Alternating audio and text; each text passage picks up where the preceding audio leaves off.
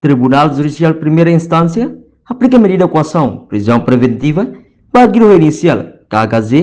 para caso esquema call center e área STA, também desconfia tentado sai, a investigação. Tribunal Judicial Primeira Instância dele, deu-se primeiro interrogatório, ato um despacho, onde aplica prisão preventiva para guia KHZ, para caso jogo online, esquema call center e área STA e a fulancoto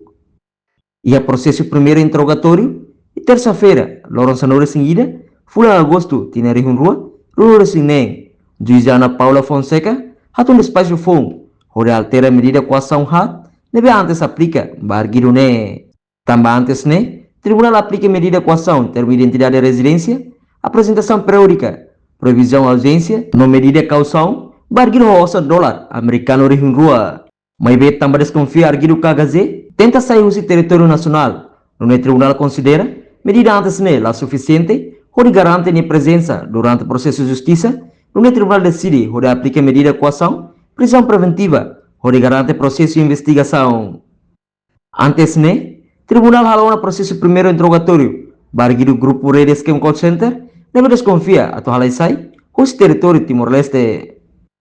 Mas bem, arguido la consegue halai sai, os território Timor-Leste, da autoridade psic, halou que da capturação, no detém no ne, ciclo de arguido para processo primeiro interrogatório, tribunal, não foi razão, José arguido, absai o território Timor-Leste, depois tribunal atu fal despacho for, atu mantém medida anterior, ou hal alteração, para medida será antes ne. Enquanto antes ne, tribunal de despacho aplica uma medida causal, o montante osan, dólar americano rihunrua, atus lima, o termo de identidade de residência, barguido chinesa ne. Mas bem, foi em tribunal onde arguido, Ministério Público solicita para o Tribunal atual alteração para medida coação antes contra arguido, grupo esquema ne.